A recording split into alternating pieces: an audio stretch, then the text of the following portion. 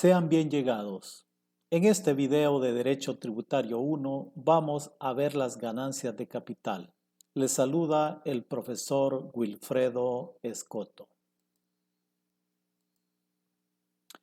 El Tribunal de Apelaciones de los Impuestos Internos y de Aduanas, siguiendo al profesor español García Añoveros, nos presenta la siguiente definición de ganancia de capital.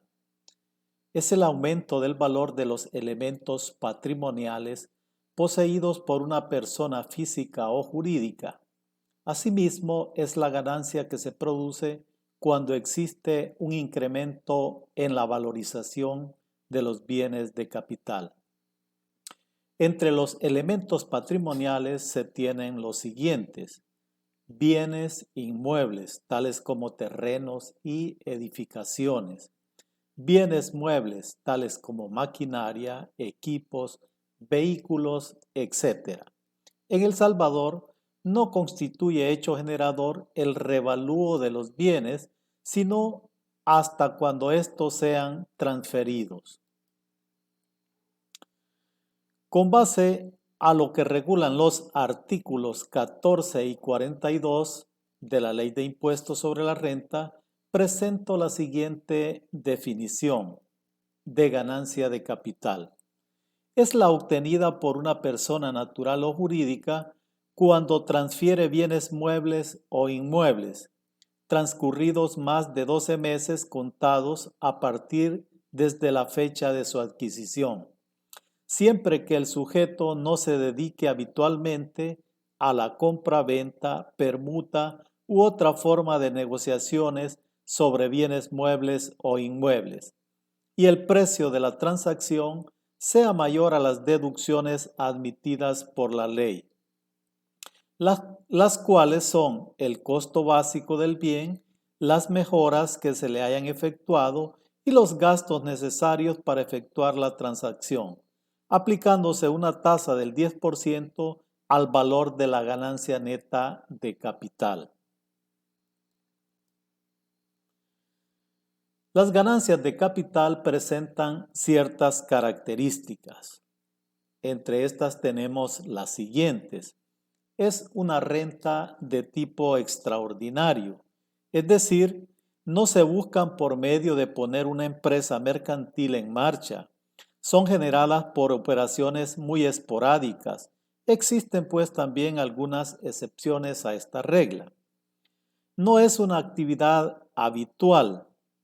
Es decir, este tipo de actividades no se realizan con frecuencia. La administración tributaria es la que define cuando una actividad, aún no siendo del giro del negocio, se hace de forma habitual.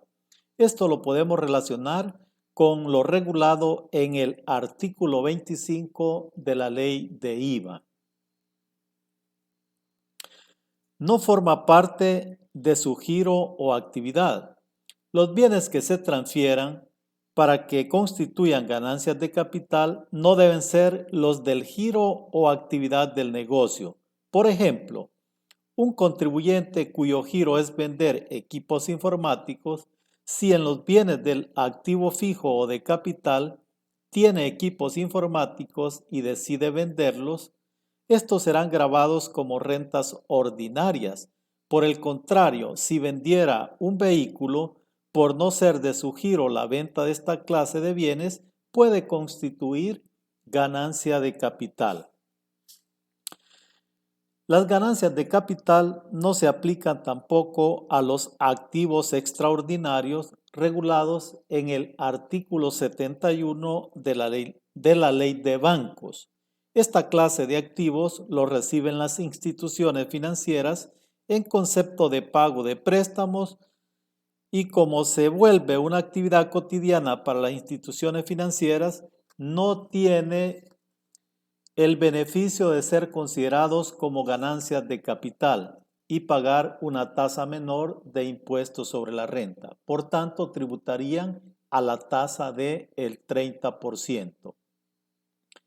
Las ganancias de capital tienen un tratamiento fiscal preferente, es decir, que una renta extraordinaria tiene una tasa menor de impuestos sobre la renta que según el artículo 42 es del 10%. En cambio, por ejemplo, las rentas ordinarias para una persona jurídica tributan a tasas del 25 o el 30%. La ganancia de capital debe ser obtenida por una persona natural o jurídica. Los sujetos del impuesto en este hecho generador se incluyen únicamente a las personas naturales y a las personas jurídicas. En las ganancias de capital se incluye tanto los bienes muebles como también los bienes inmuebles. Por tanto, pueden ser ocasionadas por las transferencias de estas clases de bienes. A partir de la inclusión del artículo 14A en la Ley de Impuestos sobre la Renta, los bienes muebles incorpóreos como son los títulos valores, acciones, bonos, etc., pasaron a ser regulados en el artículo 14A de la Ley de Impuestos sobre la Renta.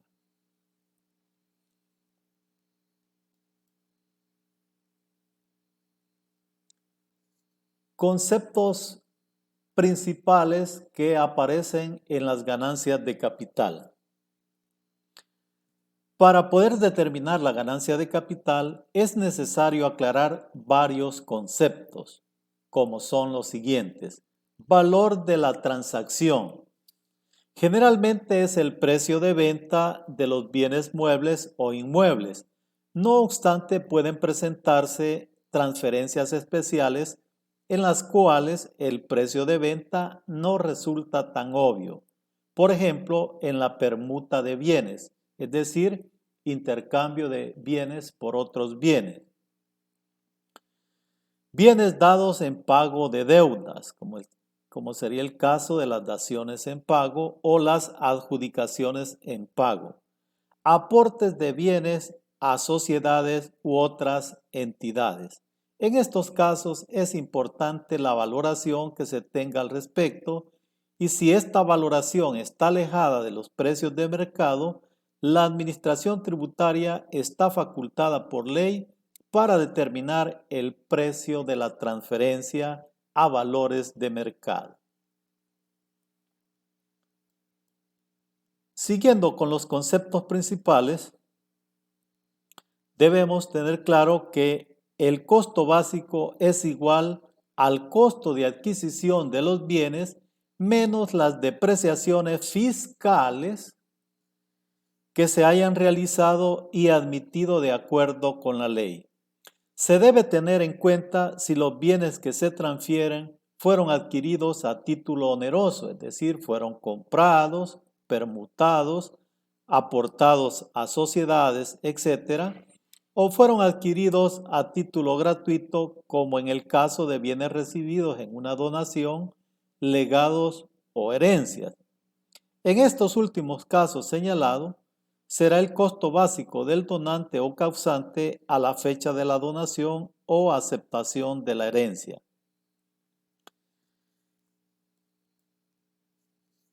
El costo de adquisición, si son bienes muebles, puede incluir el precio pagado, el pago de transportes, seguros, tributos no acreditables como el DAI, instalación en el caso de maquinarias.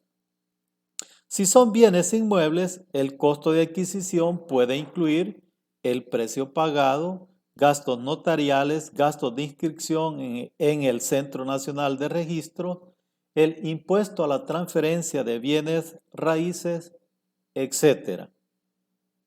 Cuando un contribuyente construya una edificación, el costo incurrido en la construcción puede considerarse como costo de adquisición. En cuanto al concepto de depreciación fiscal, esta es la regulada en el artículo 30 de la Ley de Impuestos sobre la Renta y también tenemos una disposición especial en el artículo 15 de la Ley de Arrendamiento Financiero. En cuanto a la depreciación fiscal, es la determinada como establece la Ley de Impuestos sobre la Renta en el artículo 30 y también en el artículo 15 de la Ley de Arrendamiento Financiero, y la que legalmente sea considerada como deducible de las rentas gravadas. Cuando un bien ayuda a la generación de rentas gravadas y rentas no gravables, la depreciación no será deducible en su totalidad, sino la que corresponda únicamente a las rentas gravadas. Así también, cuando los bienes ayudan en la producción de otros bienes, como es el caso de maquinaria, y los bienes producidos no se venden en su totalidad en el ejercicio o periodo de imposición, y quedaren bienes en proceso y bienes terminados en el inventario final, el costo de la depreciación inherente a esta clase de bienes no será depreciación deducible, sino hasta cuando estos bienes sean vendidos. Casos especiales para determinar la depreciación fiscal.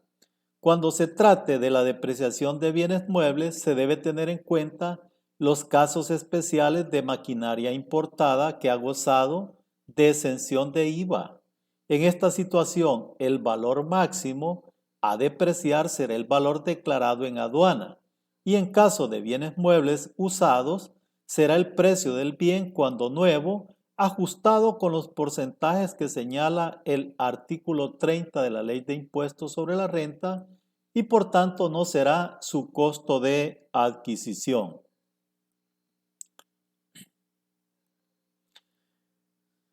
Cuando se trate de bienes inmuebles sujetos al impuesto a la transferencia de bienes raíces que se ha pagado en la compra de ese inmueble, el valor de lo pagado por este impuesto no será parte del costo de adquisición del inmueble sujeto a depreciación, ni será gasto deducible para efectos del impuesto sobre la renta, según lo regula el artículo 30 de la misma ley y el artículo 29, numeral 6.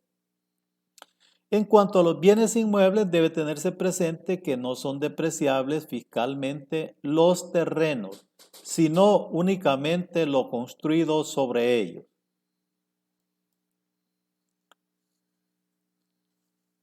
Seguimos con los conceptos principales. Tenemos el caso de las mejoras. Las mejoras pueden ser refacciones, es decir, reparaciones significativas de los bienes. No es una reparación de tipo ordinario. Ampliaciones sería la prolongación de la construcción original de un bien, generalmente de bienes inmuebles. Otras inversiones. Estas pueden incluir, por ejemplo, reemplazo de piezas importantes y de valor significativo. Por ejemplo, el cambio de motores en un avión. Remodelaciones o modificaciones, caso muy frecuente en la adaptación de edificaciones a ciertos modelos de negocio que operan por medio de la concesión de franquicias. En todo caso, los bienes deben experimentar un incremento de valor.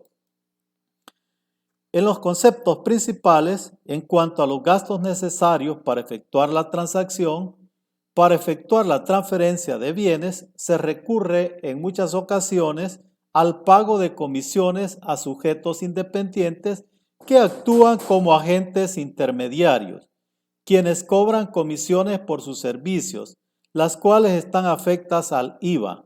Cuando se transfiere bienes muebles del activo fijo y están afectos al IVA por no cumplir con los 5 requisitos que exige el artículo 71 de la ley de IVA, para hacer una operación no sujeta, en este caso se tiene derecho al crédito fiscal. De lo contrario, no se tiene derecho y el IVA pagado por la comisión puede formar parte del costo de la comisión pagada. En el caso de la transferencia de bienes inmuebles, en ningún caso el IVA pagado por la comisión será crédito fiscal deducible, por tanto puede formar parte del valor de la comisión pagada. En cuanto al procedimiento para determinar la ganancia de capital, se tiene que es el siguiente. Al valor de la transacción se le van a restar el costo básico del bien, el valor de las mejoras y los gastos necesarios para efectuar la transacción. Si el valor de la transacción supera las deducciones mencionadas, habrá ganancia de capital, la cual deberá multiplicarse por la tasa del 10% regulada en el artículo 42 de la Ley de Impuestos sobre la Renta. De lo contrario, habrá pérdida de capital. Si en el ejercicio o periodo fiscal un contribuyente obtiene ganancias de capital y pérdidas de capital, estas se restan a las primeras y se pagará el impuesto del 10% sobre la ganancia neta de capital. Cuando la pérdida exceda a la ganancia de capital, el saldo podrá ser usado dentro de los 5 años siguientes contra futuras ganancias de capital, siempre y cuando cumpla los requisitos siguientes: que se declare en el formulario que para tal efecto proporcione la Administración Tributaria, pero en ningún caso será deducible de la ganancia de capital las pérdidas de capital provenientes de operaciones distintas a las reguladas en el artículo 14, como es el caso de las pérdidas, por ejemplo, por casos fortuitos o fuerza mayor. Hasta aquí llegamos con este video en donde hemos explicado la parte legal de las ganancias de capital. Nos vemos en el siguiente video con el profe Escoto, donde haremos casos prácticos sobre ganancias de capital. Hasta pronto.